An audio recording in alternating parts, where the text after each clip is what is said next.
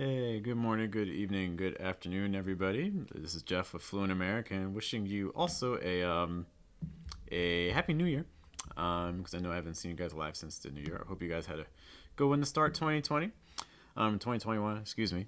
Um, yeah, as you guys are watching this too, feel free to post in the comments some of your goals for the new year.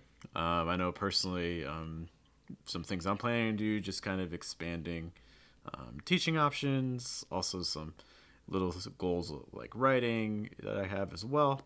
For instance, trying to get a little book of poetry published this year would be great. But yeah, let me know what some of your goals are. But our main topic today is going to be talking about teaching. So I kind of just some of the differences between like teaching offline or language learning offline versus language learning online, some of the advantages, disadvantages of each. And a lot of this is going to be kind of based on my own experience, from getting my master's degree in teaching English, but also being a language student a long time ago. This was like 2009, I want to say.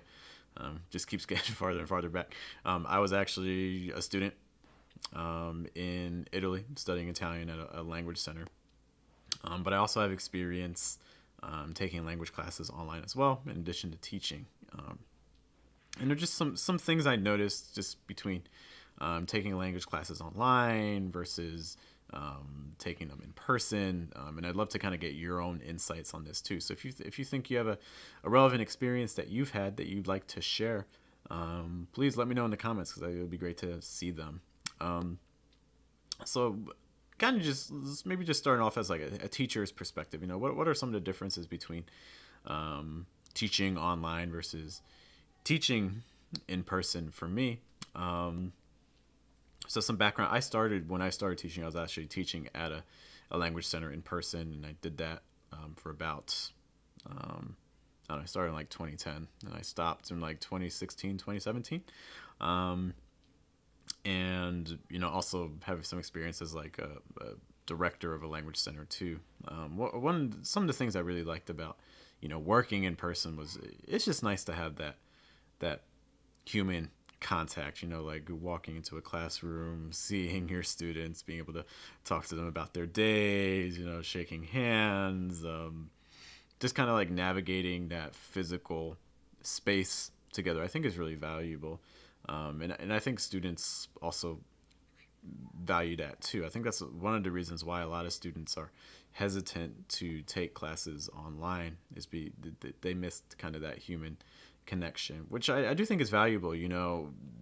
There's studies and things that talk about the way people interpret information and absorb information. I was actually discussing this on Facebook um, with someone, and they were talking about how for them, I think they said they were in high school, like for them picking up information is just much harder when it's like coming through a screen versus in person. And I think there's something to that. I think it's easier to absorb information coming from like a paper source, but some of this could also be generational too, which is something I've always kind of wondering about. I know for me, if I read something like in a book versus read something on a screen, I just retain the information so much better if it's on a book. And I've heard different reasons for this. It's because of how we're trained from school age, or I've even heard cases like it's about the light. So for instance, when you're reading a book, you're reading a reflection of the light because the light hits the book and then bounces, and then your brain's used to absorbing information that way. But then if you're looking at a screen, it's different, right? Because the screen has the light that's actually coming from the source. And so the way you're seeing that information is different, and that makes it harder to observe. I haven't read the studies on that. This is another argument I've heard. So I'm wondering, especially like if you're watching this and you're a student like in grade school, high school, maybe even your first couple of years of college, and you feel like you've had more experience learning things from like tablets or computers than from books. I'd love to kind of get your own thoughts on this, because I mean, when I was in school, obviously we had computers. The internet had just kind of started getting big. But a lot of our sources obviously were still textbooks and things like that. So I think just the way you see information that way. But just like some other things too that when you're in a classroom, I think for me as a teacher, one of the things I miss from teaching a class is just the types of activities you can do. I was a big fan of having students move around. I was a big fan of having students, cooperate with each other in groups and then move around to different groups. Trying to minimize my talking as much, because right now, if you're a language teacher, you're probably already aware, like the big buzzword nowadays is like communicative teaching, like trying to minimize teacher talk time, trying to increase student talk time. And I just think that that's much easier in a classroom setting. The students have other students to work with. Just the setting, I think, is very conducive. There's just different activities that you can do when you're in person versus when you're teaching online. And I've done some group classes online and things like that. And the reality is, for me, it's not quite the same. I know on Zoom you can do breakout rooms, so you can do rooms with like smaller sections, smaller groups of students. But to me, I don't know, I still don't feel the same. So let me know again with your experiences. If you've done conferences or if you've done classrooms on Zoom, what are some of the experiences that you've had, or if you're a teacher, some of the things that you've experienced as well. But that's just for me. I can't do those types of activities where I have students move around, or I can switch up groups super quickly, super easily. One thing, though, that I will say is somewhat of a disadvantage for in-person learning is that you're dealing with groups of people, and students always have different levels of comfort. And a lot of this can also be dependent on nationalities and things like that. For instance, I can tell you 100% that if you have a class of Chinese students, and then like you have another class of Brazilian students, I mean, you're going to have a very different experience as a teacher in most of those cases. And it's not a bad thing. It's not a good thing. It's just the way that cultures are and things like that. So I think having those, in-person classes, it's cool when you have, a class that has a couple of Chinese students or Japanese students, a couple of Brazilian students, a couple of Italian students, a couple of Middle Eastern students. Just kind of seeing how everyone kind of interacts with each other makes such a lively experience. So it's great to have those opportunities where you get those real cross-cultural mixes. And I definitely haven't had as many of those teaching online, I will say. So that is something that I do miss from teaching in person. See what Rod has to say here. My humble opinion, language learning entails consistency. I think the only flip side is not socialized. My students just look down on. Yeah, we're going to talk about kind of perceptions of distance learning in a moment too. Consistency. Consistency is obviously really key. I think, when you have in-person classes, I think there's this tendency to kind of going on what Rod just says. I think people treat it differently. There's like a level of respect that's given to in-person teaching, like traditional methods, which I guess makes sense. In terms of history, it's how things have always been done. It's what people are really comfortable with. Online teaching, online classes, even things like online degrees. If you see people getting a master's degree or a PhD or even a bachelor's degree, one of the things they always ask is, well, is the degree going to say like online degree, or is it going to say a regular degree? Because at least in the US, online degrees just are not as well recognized or as well acknowledged as a traditional degree. And I think that's something that I'm curious to see how it's going to change in 2021 in the future, especially with COVID and just the number of people that are taking classes online. So I think obviously the virus is not a good situation, but with every crisis, there also comes opportunities. I think this is a great chance for countries to reevaluate their education systems, to say, hey, like, these are some things that we can change for the better. Or we can always, of course, just go back to the way things have always been done. But the way things have been done hasn't really changed in hundreds, if not thousands of years. So I think this is a real opportunity with the virus, with the pandemic, to evaluate what are the options, what are the tools that we have today that we didn't have in the past. This is a really great opportunity for change. Unfortunately, from an education perspective, I don't really see schools, school districts, colleges taking as much of an advantage to reevaluate themselves. There's almost this desire to go back to the status quo, which is unfortunate because online education does have advantages.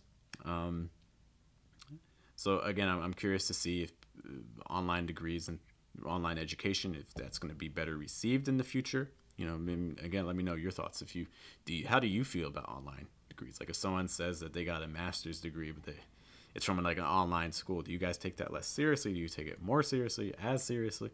Are you saying you think the person put in the same amount of work? Do you think people put in less work? I mean, I guess that's the issue with online education is people assume that the work is easier, and I guess I just don't know 100% if that's true or not. Other advantages, though, I mean, what are the obvious advantages of taking classes online or full courses online, whether it's a master's degree, learning languages and things like that? I mean, convenience is a huge factor. I mean, I can speak with experience as an adult with a 2.5-year-old son. The times when I take language classes just to kind of stay fresh, with like Italian or getting back into Chinese one day, that would be really hard for me to do between taking care of my son during the day. So for those of you who don't know, I pretty much take care of my son all day, and then in the evening, I teach. And then on the weekends, all day I teach and do things like this with you guys. So taking a class at like a language school for me would be very difficult, because you have to drive to the school, you have to be there for that time, then you have to drive back. And for me, that would even be more difficult because I don't have a car, so I'd be taking public transit, taking the bus. So automatically, my time spent just trying to get to the school would, it's probably going to take me at least a half hour to an hour, and that's just one way. So if I'm taking a language class for an hour, I'm actually losing like 3 hours out of my day versus just taking a class online. So I think that's a great advantage, and also the convenience factor. So for instance, for me, like I said, I usually teach on evenings and on the weekends, and that's students who are able to, it fits their schedule. That works great. I mean, and that's also, of course, another advantage of language learning is that no matter where you are, you can find a teacher from whatever country you're looking for much more easily, right? So like, for instance, if I'm trying to find a native speaking teacher, or I find a teacher I really like from another country, if it's in person, it's like, oh, well, you're living in another country, I can't take classes with you. But now it's an option. So you can I think it's a little easier to find a teacher that meets your own personal needs. Seeing another note here by Rod. So anecdotal approaches were very looked down upon, and I see. And then off-class lessons have been taken as not real lessons. Yeah. So like if you're taking lessons from just like a tutor or something that's not like coming with a certificate, a lot of people don't appreciate those things. And I do see that as something that is changing a little bit, at least in the US. You hear about, for instance, like Google or Apple being willing to hire engineers who don't have college degrees, but they have a portfolio of work. Maybe something they've taken classes on like Coursera, they've taken classes on Udemy, or done some boot camps, and they're able to create things. Yeah, I mean, I think, again, this is a great opportunity for a reevaluation of education. What does it mean to get a degree? How valuable is a degree? Why is it so important that someone has a bachelor's degree? So for instance, if I'm like a business and I need someone that has these skills, why is it that I'm making my minimum requirements a master's degree? Why wouldn't my minimum requirements be, hey, I need a candidate who can demonstrate that they can do X, Y, Z? But again, the way the system is, at least in the U.S., is so ingrained that, oh, like we're going to set minimum requirements for, you need to have a bachelor's degree, you need to have a master's degree. And I think this carries over to language learning as well. Like I think language learning, you take classes at a school and you finish them, and what do you get? You get a certificate, or you can, for instance, I know at the Italian school I was at, when you reach a certain level, they would give you a certificate to demonstrate it. Okay, so you've passed through our course and things like that. And obviously, if you just take an online class just with a teacher from like italki or something, then obviously you're not going to get that certificate, right? It's just going to be skills. So maybe like I think that online programs, online resources, with more evaluation, they can be used to like demonstrate a person's skill set without necessarily having a degree or certificate. But it's really up to businesses to accept that or not. And I don't know if businesses are willing to make that shift. And also because, society is really dependent on it, right? Like societies depend on students to go to colleges. Lots of people are being paid to work at colleges and things like that. So if people stop working there, obviously that would affect a large portion of the economy and society and things like that. Getting back to language learning and things like that, again, Rada mentioned consistency, and I do think it becomes a little bit more difficult if you're so even Rod just mentioned, he took courses online, and if he didn't have a strict study routine, he'd fail miserably. I think that's true for everybody. I think online learning is so much more dependent on the self. It's all about your own discipline and your own control. Whereas, if you sign up for a course, and I think even, you can sign up for online courses, but there's just a little bit of a difference when you physically have to go to a place. It kind of puts you in more of a mindset like, oh, I need to go to this classroom, this physical classroom, and you kind of make that a routine, and it's a change of place, and your mind kind of knows that's a different place. Whereas when you're online, your home becomes also your library, which also becomes like your study desk, and which also becomes your office and things like that. So your home's it's blending all these different roles together, which can make it hard if you're not super disciplined. To give a course the same level of dedication. I think, for instance, with my students, it's very common to see students that, they start off, they buy a package of classes, they come for most, if not all of those, but then when it comes time to get a second package of classes, they stop, or they get a second package, but they're not able to commit, or just, this life happens, and I get it. I 100% understand. We're human. There's life. But I do think, if in-person classes, I think it's a little bit easier to have that dedication. Also because, again, usually if you're doing like in-person classes, you're also taking it with other people. And I think that's helpful in a way as well. So, again, if you're taking online classes, how easy is it for you to keep your routine, or to make a routine, or to stay consistent? I imagine that's a bit of a challenge.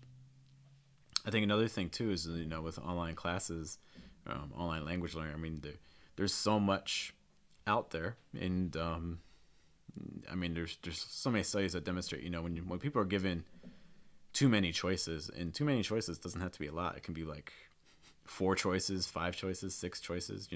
Once you start getting to that level of choices, it actually becomes harder to make a decision. So you're more likely to not even do anything at all. And obviously with online, you have to find the right teacher, you have to schedule the right time, all these different things kind of combining, and that can make it more difficult. But at the same time, having more tools, the reality is that I said earlier that with language learning, there are things that as a teacher or as a student you can't do in person. Whereas, and it's the same thing with online language learning too. There are some things with online that are are definitely much easier. So for instance, like editing, like document collaboration, it's using things like Google Docs is great for editing and having multiple people collaborate. Um, hey Mary, thanks for stopping by. If you have some questions or comments, we'd love to kind of hear your own thoughts on the topic of online classes, online learning, online language learning versus in person. Um, Rod also asked a question too. So, will distance language learning keep going strong as people could see it? I mean, I think, again, what I would say is that this is a real opportunity right now. This is a real opportunity right now for companies, schools to kind of evaluate whether or not they want to make some changes moving forward. You know, I think that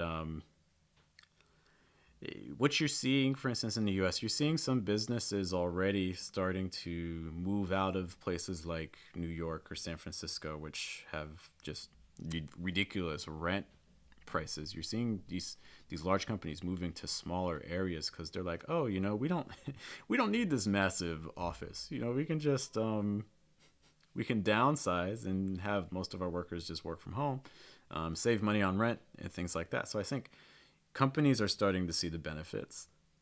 Can this carry over to education as well? Can companies also see that there are advantages to education, having their employees have more credentials from online sources or things like that? I think it certainly is possible that it could continue. But again, that's not a guarantee that it will. I think it takes a lot. Hey, Mabor, thanks for stopping by. If you have some questions on this topic as well, or some experiences about learning online versus learning offline, please let me know. So we have this opportunity, but I'm really curious to see what the reputation is like.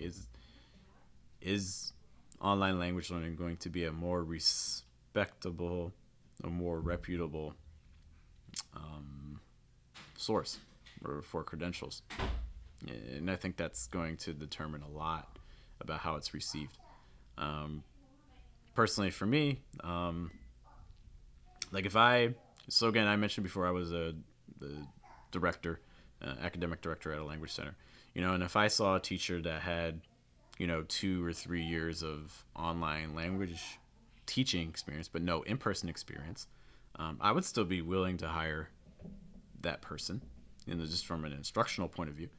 Now, granted, I would want to see an observation. I'd want to see how they actually teach in person because, when you teach in person, there's so many other factors. I think that teachers need to have such great people skills. You need to have such awareness of the people in your classroom. In a lot of ways, teachers are like performers. You're looking at your audience, your students, and you're trying to read how they're responding. So if you're seeing that students are kind of, their eyes are glazing over, they're falling asleep, you need to be like, oh, this isn't working. I need to do something else. I need to mix it up. I've seen great teachers and I've seen not so great teachers. And that's also another advantage of online language learning too, is that if you have a teacher you don't like, it's very easy to just switch, right? You get a teacher you don't like, so then find another one. Nothing's forcing you to stay with that teacher.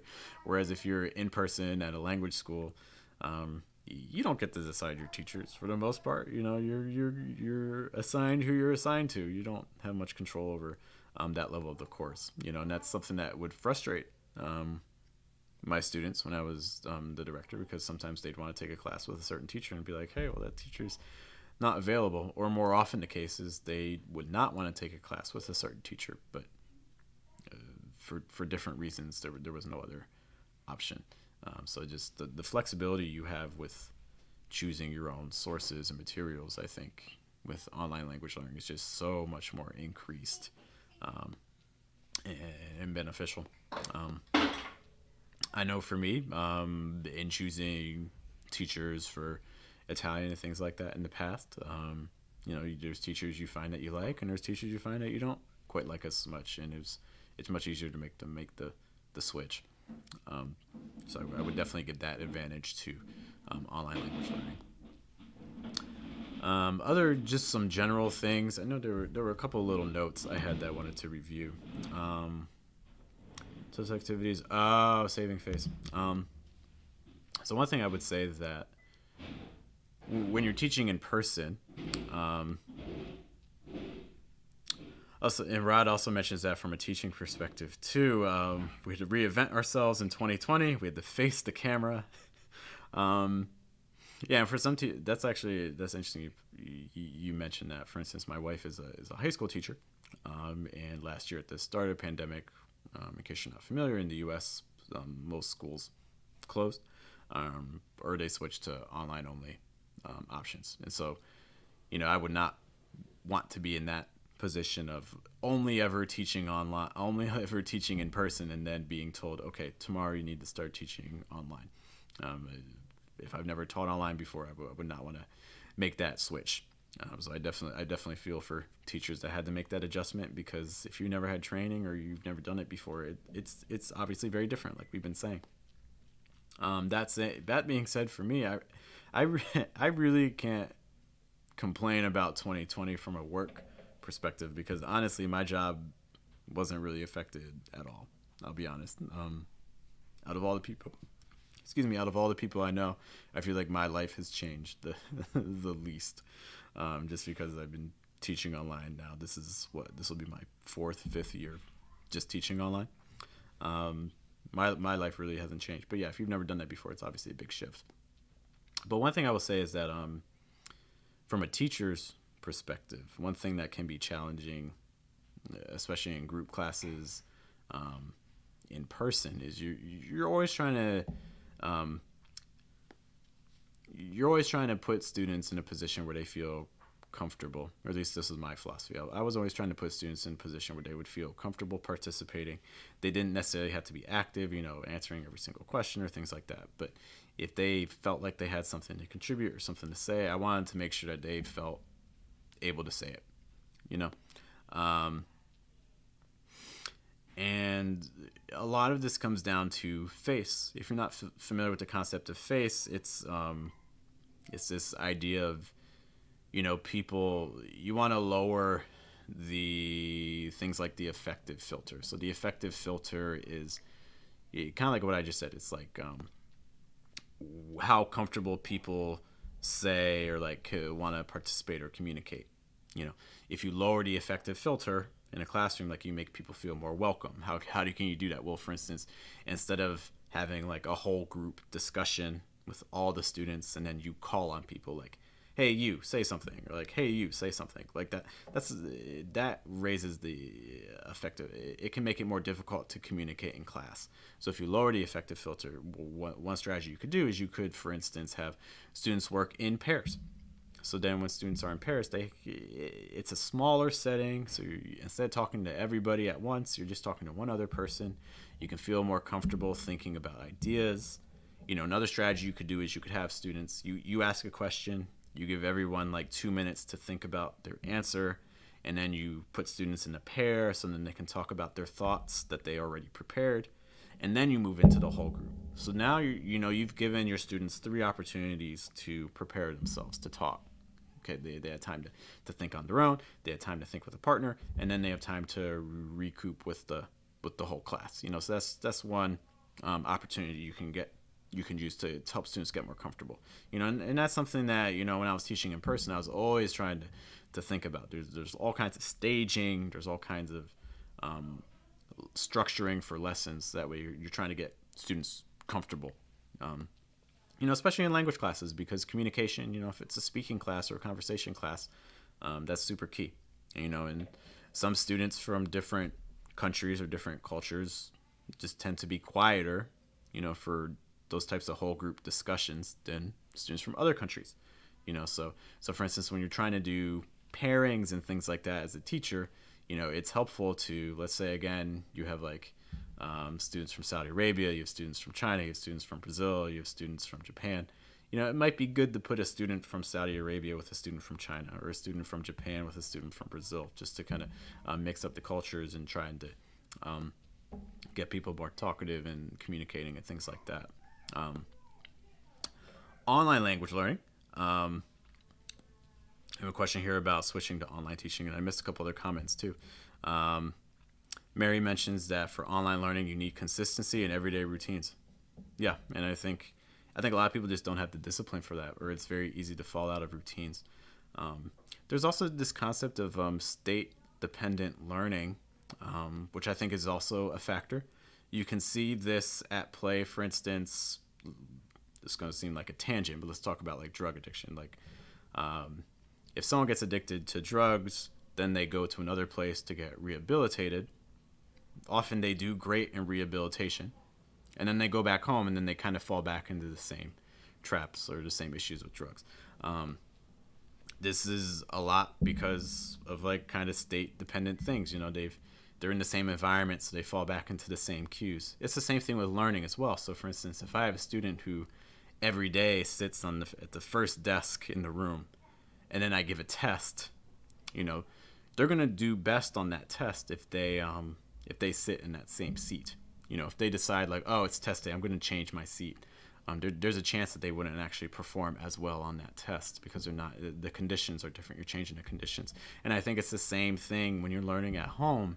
At home, if you've never used your home environment to learn before or to study a language before, it's hard to get your mind to add that additional role to it. And I think that's another advantage for offline learning is that, again, you go to a different place, you go to a different setting, a place that you associate with learning. I think it changes your mindset. It's hard to create those new routines and those new trends if you're learning at home.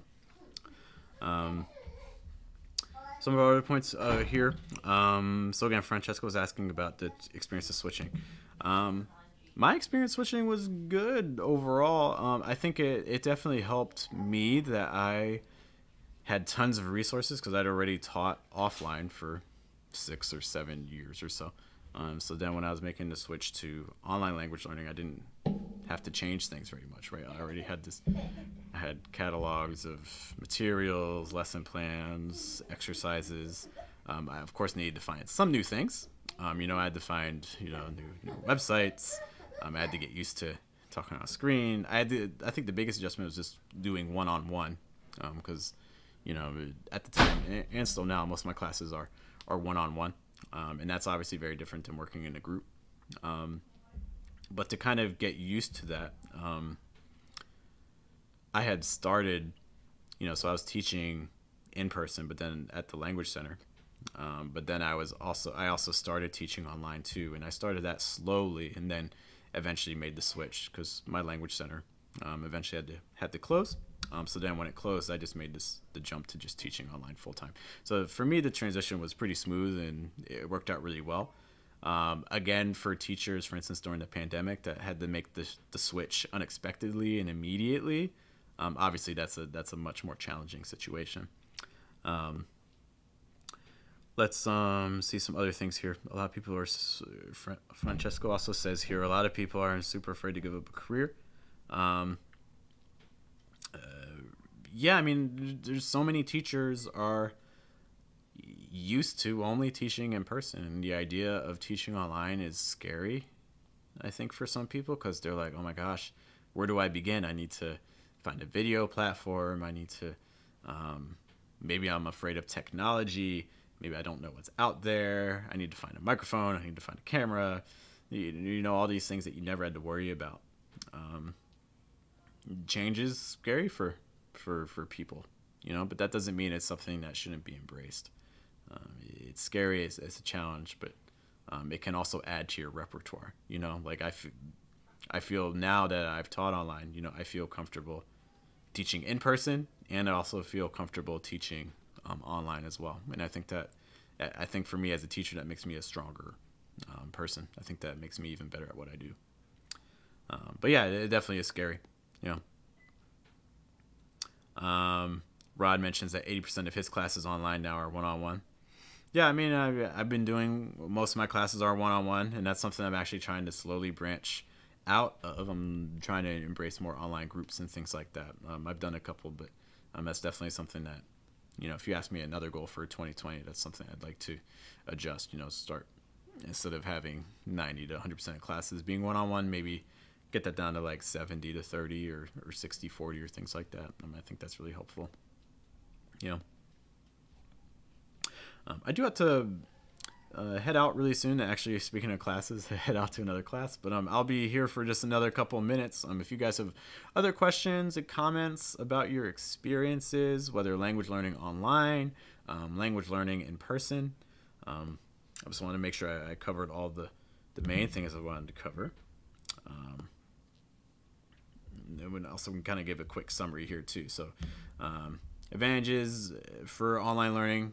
Language learning, I think the types of activities you can do in person are more varied with other students and things. Rod mentions that another disadvantage of online learning is the internet connection, which is so true. I've been very fortunate that, in all my years of online teaching, I think the times where my internet's gone out is maybe like 4 or 5 times, knock on wood. But yeah, the times where it doesn't work is obviously a problem. Some other advantages of of in-person learning, some advantages of in-person learning that I see, just the types of interaction you can do, and also just having that physical presence. I think that, humans are social creatures. Seeing people virtually is new, in terms of our evolution and stuff like that. It's only happened, in the last, 10, 15 years, it's starting to become more commonplace, right? It's like, it's going to take time for people to adjust to communicating with each other in less physical ways, I think. In terms of disadvantages of in-person learning, or I would say saving face, I think it's much easier to scare students or to intimidate them. I think in person, imagine if you're a language teacher right now. I think a question to always ask yourself is, when was the last time I heard a student talk? When was the last time I heard Mark or Joe or Maria? When was the last time I heard them talk in class? And if you could say, oh yeah, 5 minutes ago, great. But if your answer is oh, that was 3 days ago, that's something you may want to be evaluating, especially if you're doing a language class. We didn't talk about the levels as much. I think that's something, especially with one-on-one classes, with online classes, is much easier to work with a student's level. Obviously, if you're doing group classes online, levels can be a little bit trickier. But in-person learning also is going to be the same case. In-person learning, it's a reality that you may be teaching a beginner course, but one student doesn't even know the alphabet, and another person is actually able to hold a conversation. So it's always a little bit tricky navigating those different levels. Another issue we didn't really get too much into today, but is obviously present, is just mistakes. I think one thing is that if you're taking one-on-one classes versus group classes, and again, group classes usually being in person, students are always complaining, especially the more advanced you get, you complain that, oh, I keep listening to other students, they keep making mistakes when they talk. I don't want to make those mistakes in my own communication. And I think there is a valid concern to that. In terms of online language learning, I think it's easier to find services that are more personalized for you. Whether that's through websites. A lot of websites still have you take quizzes or things like that to determine your level. The convenience factor that we talked about. Obviously, language learning online is just more convenient for time and location. I've also mentioned some of my experiences of teaching online, so for instance, through italki. And again, like Rod mentioned before, just how seriously people take online, not just language learning, but just online learning in general. Do people treat it as a valid form of education? And that's something that I hope in the future, continues to improve. All right, guys. Thank you as always for your time. I can't express how much I appreciate it. Some big goals for the channel for 2021. We are working our way towards 1,000 subscribers, which is great. And also much more slowly towards those about 4,000 watch time, but that's going to take much longer. But something that would be helpful for me, if there are videos that you would like to see in the future, be sure to let me know. I'm always trying to make content that I think would be helpful for language learners, but there's always topics I may miss. So definitely be sure to let me know in the comments or send me a message or things like that on one of our socials. In case you're not aware, some of the series that we have, so for instance, we have shadowing exercises. If you're not familiar with shadowing is basically listening to someone and then trying to repeat after them, trying to copy the same pronunciation, intonation, and stress. So if you feel like your pronunciation or your intonation doesn't quite sound natural, shadowing exercises like 3-5 minutes a day, but it really does work wonders over time. So I would strongly recommend that. We also do exercises where we practice describing photos. So if you're trying to improve your vocabulary and also your speaking, definitely check out our Describe the Image series. And of course, we have other types of videos as well. So be sure to let me know. And yeah, happy 2021. I will see you guys very soon. Hope you have a good day, have a good night, good afternoon. Thank you for joining me today, and I will talk to you soon. Take care.